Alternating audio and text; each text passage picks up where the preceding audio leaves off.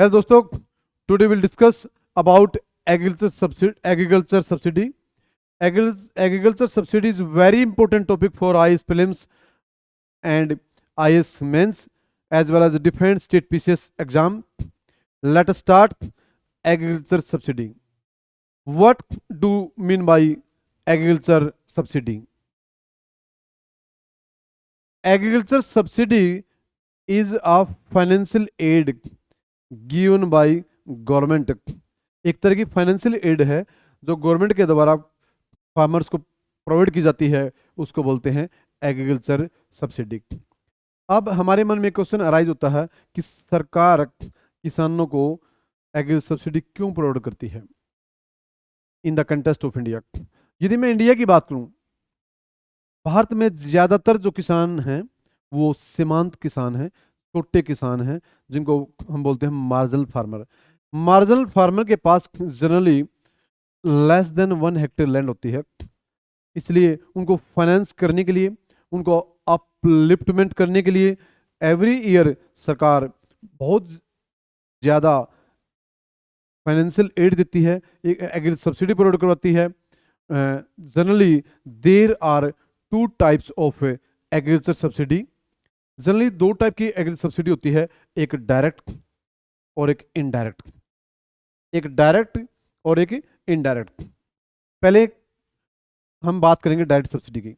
Direct subsidy वो subsidy generally in the form of cash जो direct किसानों के अकाउंट में आती है, उसको बोलते हैं डायरेक्ट सब्सिडी. लाइक पीएम किसान, जिस स्कीम की शुरुआत सरकार ने 2019 में की थी. डायरेक्ट किसानों के अकाउंट में पर ईयर 6,000 एक सेंट्रल सेक्टर स्कीम है, जिसका पूरा खर्च केंद्र सरकार वहन करती है. और एवरी ईयर 3 टर्म्स में 3 बार किसानों के डायरेक्ट अकाउंट में ये फाइनेंशियल एड दी जाती है, जिसको बोलते हैं पीएम किसान, या we can say that PM Kisan Nidhi योजना कहते हैं. पहल जो एलपीजी सिलेंडर की रिगार्डिंग है, जो डायरेक्ट लोगों के अकाउंट में आती है. लोन वेवर, जो किसानों का कर्जा माफ किया जाता है, जैसे टाइम टू टाइम सरकार, क्योंकि भारत में मैंने पहले ही बताया है 60% से ज़्यादा सीमांत किसान हैं. वो इसलिए बहुत ज़्यादा किसान डेट में उलझे हुए हैं, कर्जे में उलझे हुए हैं, इसलिए बहुत बार सरकार उनका कर्जा माफ करती है. उसके बाद एमएसपी, मिनिमम सपोर्ट प्राइस, जो मैंने पहले बताया कि सरकार साल में 2 बार इन अ फाइनेंशियल ईयर एक न्यूनतम समर्थन मूल्य प्रोवाइड करवाती है. और at present in India under MSP total 22 crops हैं. कितनी क्रॉप्स हैं? 22 क्रॉप्स हैं. These are direct subsidy. Now we will discuss about indirect subsidy. Credit means farmers take loan from different banks. वैसे इन रियलिटी की अगर बात करूं मैं, भारत में जो किसान एक डेट लेता, कर्जा लेता, देर आर 2 सोर्स. एक सोर्स होता है, एक सोर्स जो है वो है जैसे लाइक आरती मनी लैंडर, जिसका सरकार के पास कोई हिसाब किताब नहीं होता.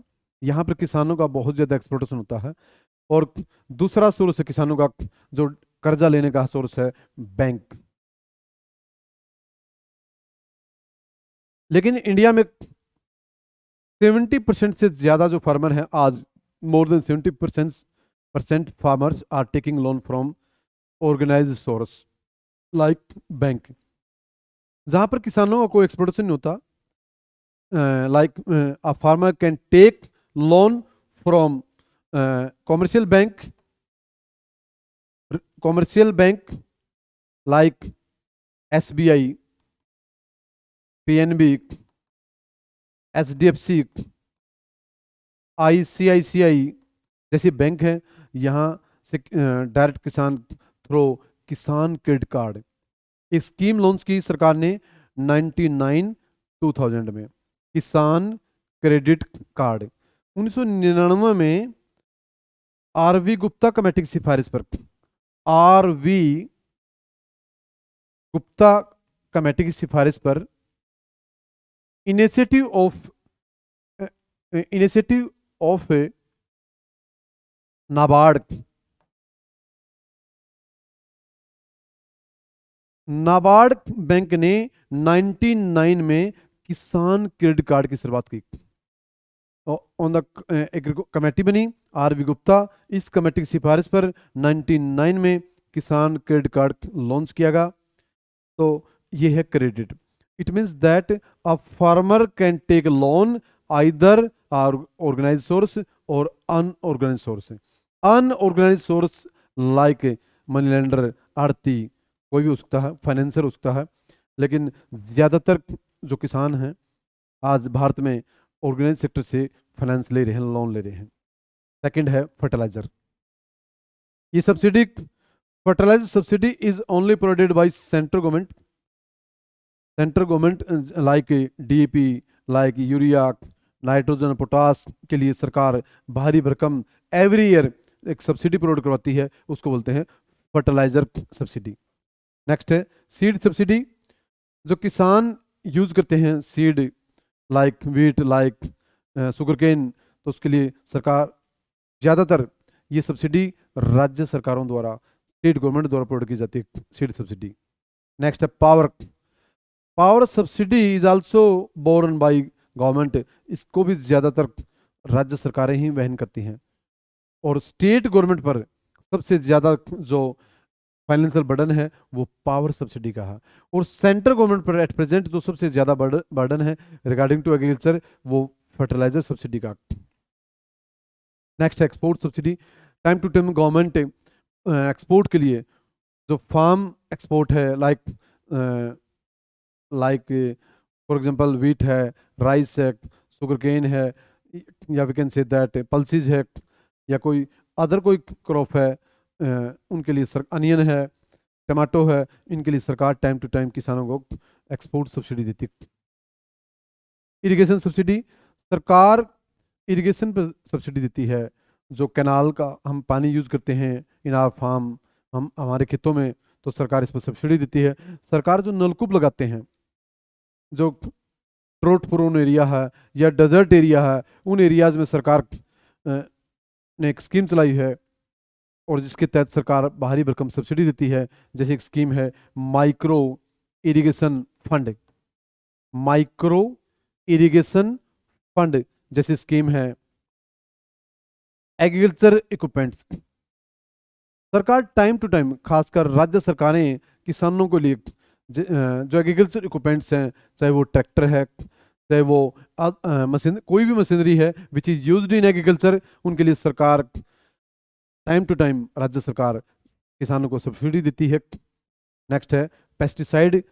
Pesticide which is used in heavy quantity today in all over India. At present we saw in Punjab. Punjab में देखा हमने कि वहाँ पर बहुत ज़्यादा लैंड अनफर्टाइल हो चुकी है, क्योंकि वहाँ पर किसान बहुत ज़्यादा क्वांटिटी में पेस्टिसाइड और फर्टिलाइजर का यूज़ कर रहा है, और जिसके कारण इकोलॉजिकल इम्बैलेंस जैसी एक समस्या not only India but also पूरे वर्ल्ड में एक इकोलॉजिकल इम्बैलेंस जैसी समस्या क्रिएट हो रही है। These are two types of agriculture subsidy, direct और इनडायरेक्ट। नेक्स्ट, अब बात करते हैं मेड्स ऑफ एग्रीकल्चर सब्सिडी।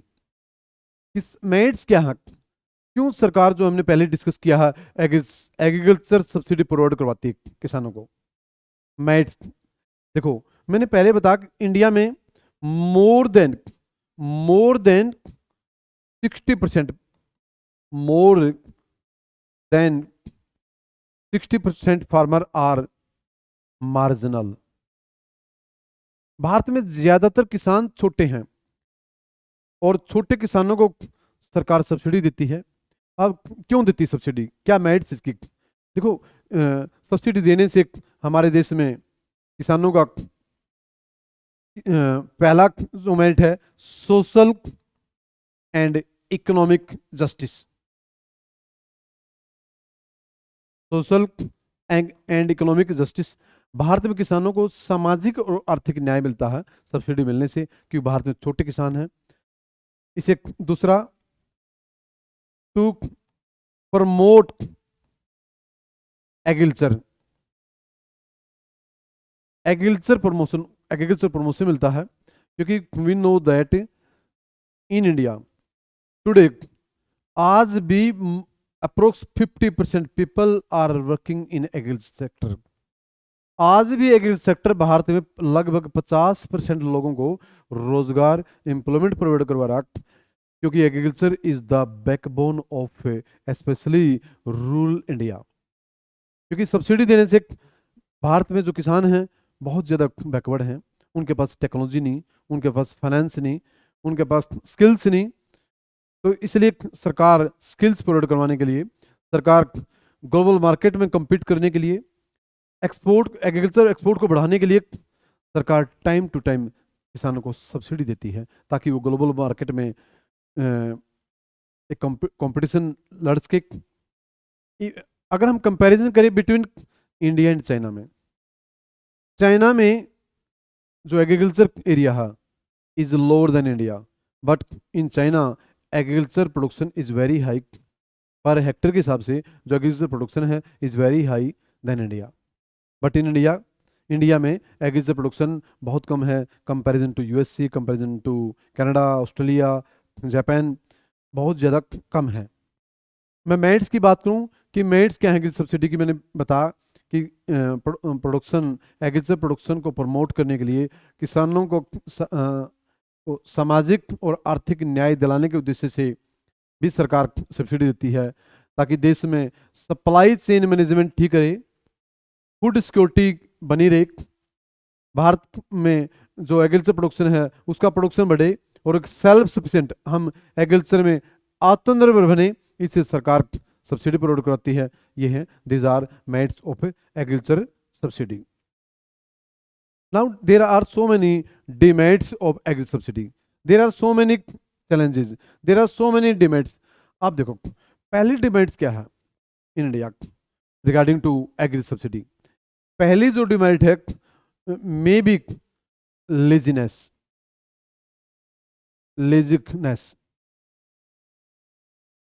कि इसे लेजीनेस बढ़ सकता। जैसे देखो एक तरफ भारत में नॉन एग्रीकल्चर फार्मर है, दूसरी तरफ भारत में क्या है, एक तरफ क्या है एग्रीकल्चर फार्मर है, दूसरी तरफ नॉन एग्रीकल्चर फार्मर है। जो नॉन एग्रीकल्चर फार्मर है या वी कैन से दैट जो भारत में छोटे किसान है, कई बार उनको सब्सिडी का बेनिफिट नहीं मिल पाता, जबकि जो बड़े किसान हैं इसका बेनिफिट ले जाते हैं। इसलिए भारत में पहली जो कमी है, एक तो लेजीनेस से बढ़ सकती है किसानों में। लेजीनेस क्यों? क्योंकि आज भारत में ज्यादातर किसान due to MSP, due to subsidy, बार बार टाइम टू टाइम या तो वीट और राइस पर ज्यादा डिपेंड है। स्पेशली नॉर्थ इंडिया में जो फार्मर हैं वो वीट और राइस पर डिपेंड है। और इससे क्या होता, जब किसानों को लगता कि हमें इतनी सब्सिडी मिलेगी तो क्या करते, वो ट्रेडिशनल फार्मिंग पर काम कर रहे हैं, वो कोई इनोवेशन नहीं कर रहे, कोई न्यू इनोवेशन, नई टेक्नोलॉजी अडोप्ट नहीं करे, न्यू मशीनरी अडोप्ट नहीं कर रहे। तो जो छोटे किसान हैं इसका नुकसान क्या है, जो छोटे किसान उनको बेनिफिट नहीं मिल पाता, जो बड़े किसान उसका बेनिफिट ले पाते हैं। It means that unequal distribution of agriculture subsidy का अनइक्वल डिस्ट्रीब्यूशन है। इसमें करप्शन भी ए लॉट ऑफ करप्शन, काफ़ी करप्शन भी है एग्रीकल्चर सब्सिडी में। तीसरा, किसान कोई इनोवेटिव नहीं हो रहे, कोई इनोवेशन नहीं करे, कोई स्किल्स नहीं डेवलप करे, कोई ग्लोबल डिमांड और लोकल डिमांड है उसके हिसाब से अपने आप में चेंज नहीं ला रहे। ये भी एक एग्रीकल्चर सब्सिडी में की कमी है। उसके बाद मैंने बताया कि लेजीनेस भी हो सकती है, किसान कोई इसमें कुछ चेंज नहीं करे। ये है एग्रीकल्चर सब्सिडी की, this are some demerits of agriculture subsidy. अगर मैं कंक्लूजन की बात करूं, क्या एक एग्रीकल्चर सब्सिडी देनी चाहिए या एग्रीकल्चर सब्सिडी नहीं देनी चाहिए, एक डिबेटेबल इशू है। Different agriculture economist, different agriculture economist इसको एक बहस का विषय बना रहे हैं। रिसेंटली इन 2020 में जब किसान दिल्ली के आसपास बैठे तो उन्होंने एग्री सब्सिडी, एमएसपी जैसी काफ़ी डिमांड करी कि एमएसपी को भी लीगलाइज किया जाए। तो एक डिबेटेबल इशू है, क्योंकि अगर एग्री सब्सिडी भारत सरकार ज़्यादा देगी तो इससे क्या होगा, हमारा जो fiscal responsibility budget management act है 2003, ये असंतुलित हो जाएगा। Fiscal responsibility budget management act हमारा असंतुलित हो जाएगा। ये 2003 में आया था on the recommendation of Vijay Kalkar committee. What do you mean by FRBM act? Fiscal responsibility budget management का जो मेन ऑब्जेक्टिव है वो है हमारा जो फिस्कल है उसको बैलेंस में रखना, उसको संतुलन में रखना। Means revenue must be greater than expenditure, या revenue must be equal to expenditure, not expenditure greater than revenue. मतलब जो एक वैश्विक प्रेशर भी है, एक ग्लोबल प्रेशर भी है। WTO कहती कि कोई भी देश एक लिमिट से ज़्यादा एग्रीकल्चर सब्सिडी प्रोवाइड नहीं करवाएगा। इसलिए अगर मैं एट लास्ट कंक्लूजन करूं, एग्री सब्सिडी देनी चाहिए कि नहीं देनी चाहिए, तो at last we can see that agriculture subsidy उन लोगों को ही मिलनी चाहिए जो वास्तव में पुअर फार्मर हैं, जो वास्तव में कैपेबल फार्मर हैं, और उनको डायरेक्ट फार्म सब्सिडी मिलनी चाहिए। थैंक्स।